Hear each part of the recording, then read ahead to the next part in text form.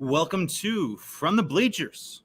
I'm your host, as always, Shamus Clancy, coming to you from the wonderful Bleeding Your Nation Radio Podcast Network. Now, if you're watching this on YouTube, maybe grabbing a clip on Instagram or my Twitter page at Shamus_Clancy and on the BGN Instagram page at Bleeding Green Insta. I'm recording for the first time ever outside. Will Ashley be mad? I took the breakfast nook and put it outside, and now I'm sitting on my desk chair out here. Potentially, but that's future Shamus's problem now, isn't it? Sitting here, drinking an ice cold Kenwood on a beautiful Tuesday afternoon in Philadelphia. It's game week. It's game week. You've been waiting all off season for this. It feels like just yesterday we were watching the end of the Carson Wentz era happen in real time. And wasn't Devontae Smith just drafted by the Eagles last week? Didn't we just have the draft? Week 1 coming up down in Atlanta. A couple things. Did an article yesterday, BGN, 2 days ago, you're probably listening to this on Wednesday, looking at the history of the Eagles playing the Falcons on opening day for week 1. It feels like that happens almost every year. Who are they playing in week 1? Atlanta or Washington? You have one of those two guesses. There's probably a chance you're going to be right. I'm amped. You're amped. I'm wearing my Syracuse Donovan McNabb jersey right now. Just got fresh off eBay. You know I'm a big eBay person. Maybe do some eBay-centric, fun, jokey Eagles article this season. I have it in my arsenal ready to go, and I got my Navy Eagles visor they gave out for the Philly special in the Eagles' first home game after winning the Super Bowl, coincidentally, maybe not coincidentally, also against the Atlanta Falcons. Week 1. It's here. It's here. I can't believe it. I can't believe it. I'm happy right now. I'm energized. I'm sure I'm going to be crazy, crawling out of my skin, ready to go Weapon X mode, crawl on the ground like Brian Dawkins this upcoming Sunday. And we're going to talk about Sunday, and everyone on BGN is talking about this week. All the different podcasts, BGN Radio, John Stolness had a great podcast this past week. I Own the Enemy doing his 10 predictions, 10 bold predictions for this Eagles season. We're going to have a post-game show with Eitan Shander and Jess Taylor. That's going to be awesome as well. But I want to take, and again, I'm recording this live outside. If a car goes by, a truck, some cat starts screaming, it's part of the experience. It's part of that. The color recording this outside is taking people probably walking by saying, what's this idiot doing? What am I doing? What are you doing? I'm recording a podcast in my alleyway. My goal today is to talk about my 5 goals. 5 things I want to see from the Eagles this season. If I see all 5 of these things, it'll be a successful season for the Eagles. Maybe even less than them. I mean, just the more important things for sure. My number 1 choice for sure. But if we get all 5 of these things, I'm going to be happy as an Eagles fan overall, and also for my personal interest and personal rooting sectors of my Eagles fandom based on who I love and who I love on this Eagles roster, because there's a ton of talent over there. They're young, a lot of talent there. Go in reverse. 5 things I want to see from the Eagles this season. Number 5, you know me, I hate the Cowboys more than I love the Eagles. Is that true? I don't know, but I just said it right now, so it stands right now. Week 3, Monday Night Football. Down in Dallas, Jalen Hurts returns to his home of Texas under the bright lights of Monday Night Football. We're going to have a watch party for this game for all you BGN lovers and readers out there and listeners at Pistola del Sur at Broad and Passyunk in South Philadelphia. More info for that coming soon on bleedinggreennation.com, but mark your calendars and come out. So we're going to go down to Dallas. If the Eagles go 1-1 in their first 2 games, I think that's okay. They go down and win in Atlanta, lose at home to San Francisco. They go down to Dallas, go either 1-2 or 2-1. I think they're going to be in a good position to win this division. And also the idea that the Eagles go down there and smack Dallas, everybody wants that. Everybody hates the Cowboys. And I think Jalen Hurts, who played okay to start the game against Dallas last year in Week 16, but cratered in the second half, seeing him out there and having a statement win, whether it's his first win as the number 1, undivided, unattainable, unmatched QB1 for the Eagles as he is right now. It's like he's the officially named QB1. It's not like last year when he came and filled in for Carson Wentz. Going down there, having his first statement win as the Eagles QB1 under the bright lights of Monday Night Football, going against Dak Prescott if he's healthy, going against the Cowboys in the atmosphere there. So they're going to have fans back in the stadium. I know they had some last year, but totally full stadiums this year compared to last year. And going down there, whether it's a great performance from Jalen Hurts, whether Devontae Smith scores 2 touchdowns and hits the Heisman pose on the Dallas Star in the end zone, whether Derek Barnett, Josh Sweat, we're going to have more on those guys a little bit, cause havoc for that banged up Dallas Cowboys offensive line. We're going to see. We're going to see it's going to be a whole lot of fun. Just go 1-2 those first 3 weeks. Obviously, I want them to win all of them. And going 2-1, I think, is the goal right here. And I'd be over the moon for that. But if they end up dropping the first 2 games, winning their first divisional game, winning it on the road against Dallas, the team most national pundits are predicting to win the division this year, doing that is a huge step forward for this franchise, for Jalen Hurts, for everyone. And that's like my 5th goal. We're going in reverse order. Everyone more and more important for me for this Eagles season. Number 4, it's about Kenny Gainwell. I am buying all the Kenny Gainwell stock and hype that exists out there right now. Kenny Gainwell, my guy right now, 4th round pick out of Memphis, right? He's a Memphis guy. Crazy. Kenny Gainwell, Memphis. Yeah, I'm right. I'm always right. And so, for comparison's sake, in 2019, Miles Sanders was a rookie, had a very good rookie year, especially as a pass catcher, has regressed mightily as a pass catcher last season. And if this training camp and preseason he didn't play in the preseason really, but for his training camp was any indication, he's not going to be that pass catcher he was as a rookie. He's gotten better as a rusher every year. He's certainly going to be the Eagles' leading rusher this season. I think he'll top 1,000 yards. But I think Kenny Gainwell, as the season progresses, is going to establish himself as the Eagles' main 3rd down running back, and kind of a role reversal than we saw during Sanders' rookie year, where Jordan Howard was kind of the nominal starter to kick off the year. It was the Eagles' better rusher to start the year, but Sanders got increasingly more snaps as the year went on because of his value that he brought in the passing game for Carson Wentz. Miles Sanders had 50 catches as a rookie. I think that was great. I had all the hope in him. The regression as a pass catcher really hurts. He's gotten better as a rusher. It's a little inconsistent. He has those home run hits, those 75, 80-yard runs, and there's an incredible, got some loud stuff going on. But I need to see more from him in the passing game for me to consider him legitimate, not a guy I want to give a second contract to. I'm not about giving him a next second contract, but a guy I'm confident taking this whole year. But I think Kenny Gainwell is going to be that guy on 3rd down this year. I want to see 40 catches from Kenny Gainwell. Not asking a lot. Miles had 50. He's probably going to play less. You're going to have Boston Scott out there a little bit. They might bring Jordan Howard back after week 2. The whole vested veteran thing coming back later on guaranteed salary, all of that. Those nitpicking stuff. So I want to see a big year from him. And I think having a good screen game for the first time since when Andy Reid was here with this offensive line, with a tight end that blocks well like Dallas Goedert, and a running back like Gainwell who can make moves in the open field, has great hands, and has that electricity and juice to him that we always crave. Doing that, having that role in his team, whether he's the second running back, staying fresh in the 3rd and 4th quarter and the second half of the year overall will be huge for the Eagles, for Jalen Hurts, for this offense overall.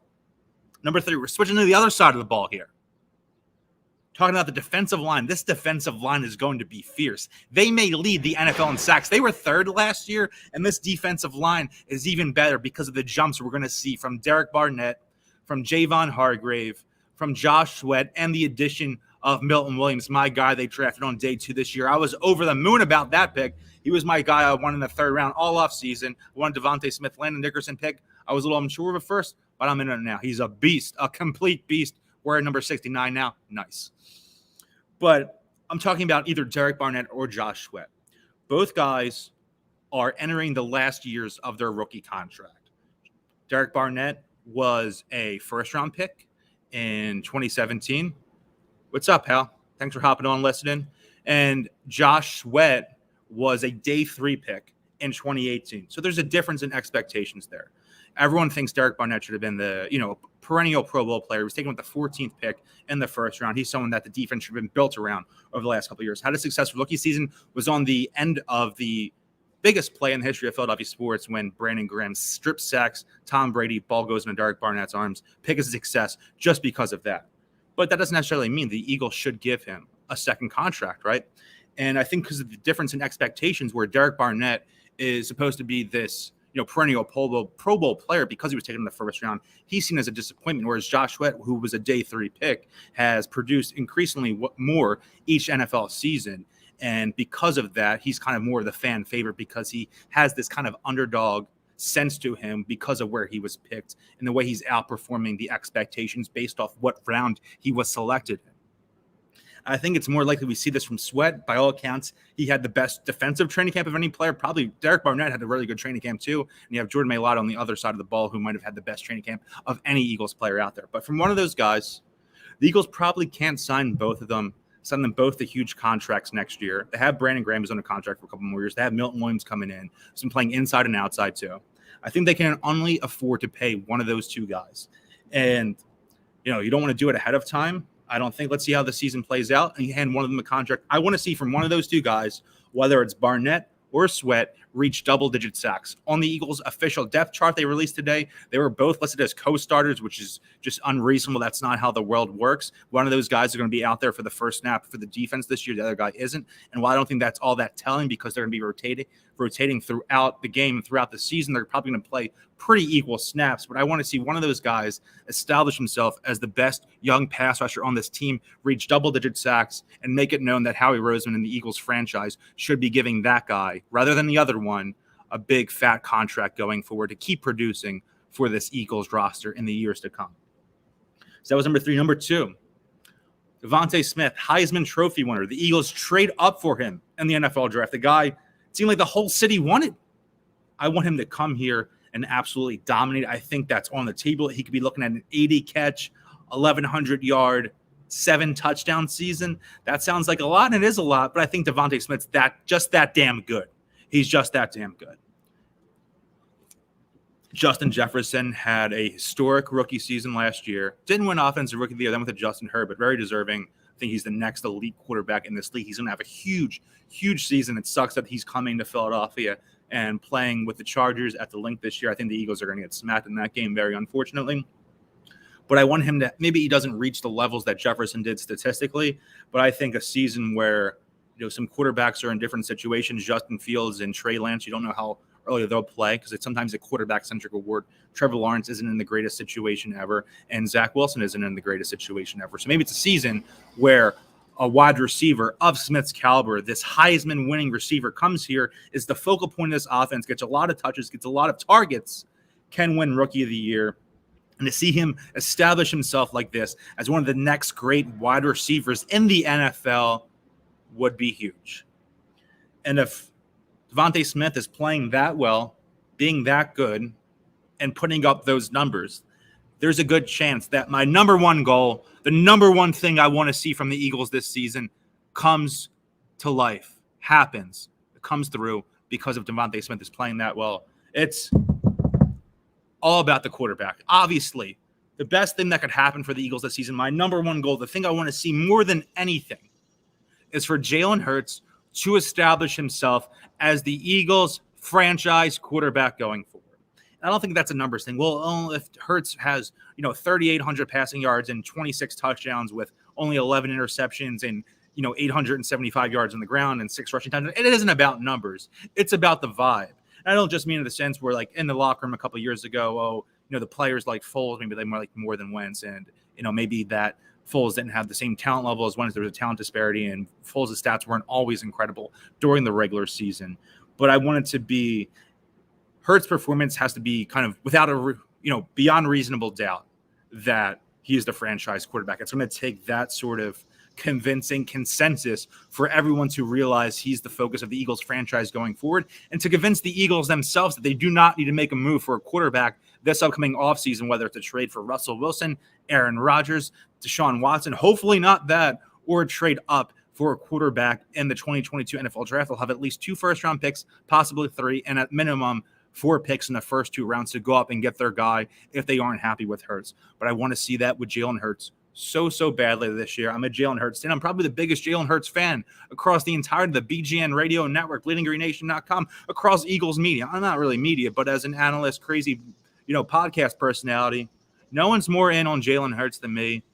And I think he's going to do it. I think he's really going to do it this season, convince everyone that he's the guy going forward. He's a captain right now, just announced as a captain yesterday. Again, I'm recording this Tuesday afternoon. So on Monday, it was announced as the Eagles, one of their captains, 2 offensive captains this year, along with Jason Kelsey. And I think it's going to be a huge, huge year for Hurts. And he is going to establish himself. This isn't a prediction podcast the way that John Stolnis did. It's what I want to see most this season, but I do truly think it's going to happen. And I can't wait to see it. Last year when Hurts started playing, If you're watching this on YouTube, you can see I bought a pack of 3 sports cards. Back in style right now. I'm making a ton of money. I'm not a sports card collector. Obviously, had a bunch as a kid. Not really back in the game now, but I bought a 3-pack of Hertz rookie cards last year, and one's a jersey card, and then I have another Hertz rookie card and another Hertz rookie card. I bought them for $20. I think I got it right before the market skyrocketed.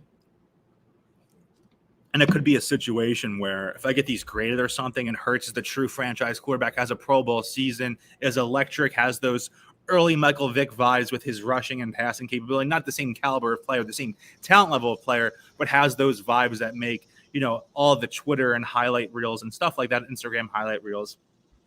I could be sitting on some money right here. And that's not the reason I want Jalen Hurts to do well. I want him to do well because he's the quarterback of the Philadelphia Eagles, and I love them more than anything in the world, besides my girlfriend, Ashley, if you're listening, obviously. But could be a little fun right here. Again, not a really big card guy. Of all the dirty things that I liked as a kid that came back in style, it's not comics, it's not sci-fi. Well, it's maybe a little bit. But baseball, football cards, who would have known? So I'm excited for that. I need Hurts to establish himself. That's the biggest thing. That's the easiest way to define a successful season for the Eagles. It's not just winning the division or winning X amount of games or going X round in the postseason. It's him establishing himself beyond reasonable doubt that he's the Eagles franchise quarterback for the years to come. So that was a little bit more serious, not like serious, like something grave, but more classic analysis. Now I'll do something a little fun. Had an article come out today on bleedinggreennation.com doing a little series on SB Nation for homegating, we're calling it.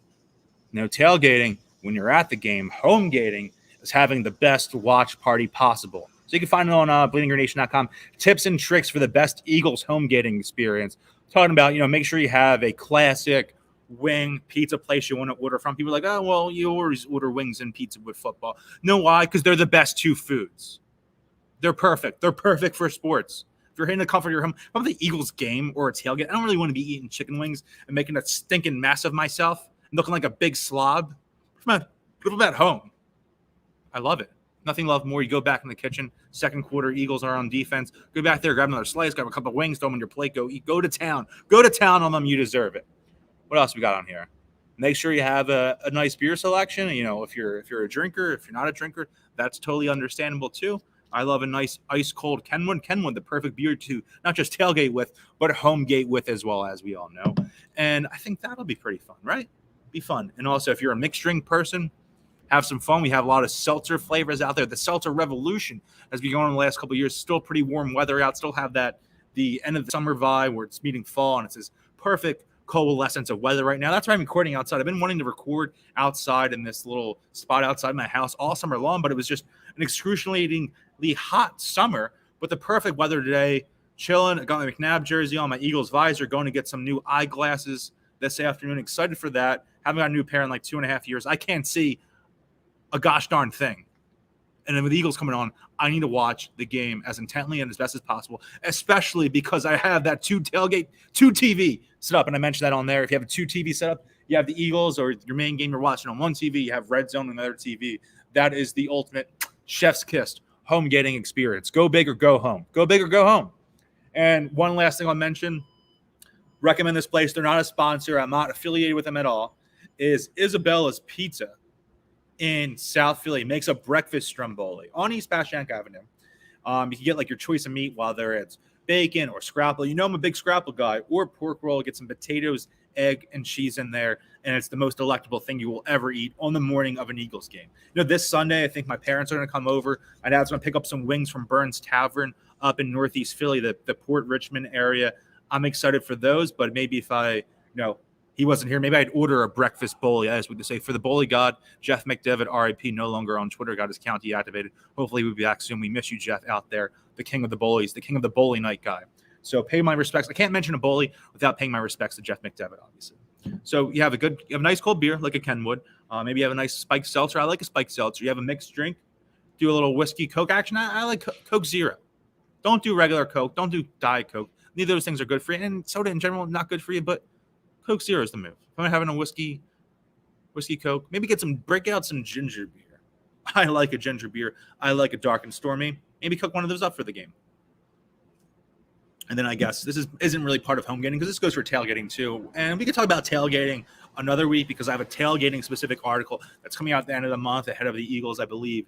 Home game against the Chiefs in week 4. So we could talk a little bit more tailgating that week, or maybe next week because it's the first home game in week 2, the home opener. So we can talk about it then, talk about it later in the month. But have some fun. You're home. You haven't had football in nearly a year. Things got off the rails pretty darn quickly in 2020. So soak it up. There's optimism. There's hope right now. Every team has that going into week 1. Everyone's 0-0. So do it big at home. Have the best home getting experience. Have some fun with your partner, your friends, your family, whomever. Do it. Have a good day and live it up. Make your own goals for the Eagles season. You're sitting around before the game. Talk about my goals for the Eagles season, what I want to see, and discuss your own with everyone. All right. That's it for me. What do we got here? 20 minutes, 21 minutes. That's perfect. So follow me on Twitter and Instagram at Shamus_Clancy. Follow the BGN Instagram that I help run with our great podcast producer, Rachel, at Bleeding Green Insta. Subscribe, leave a 5-star review, all of those things. Spotify, Apple, your podcast platform of choice. And I don't know. That's it, right? ReadBleedingGreenNation.com. Have great content on there coming constantly, as well as always in this great BGN radio podcast feed. That's it for me. Thank you for listening.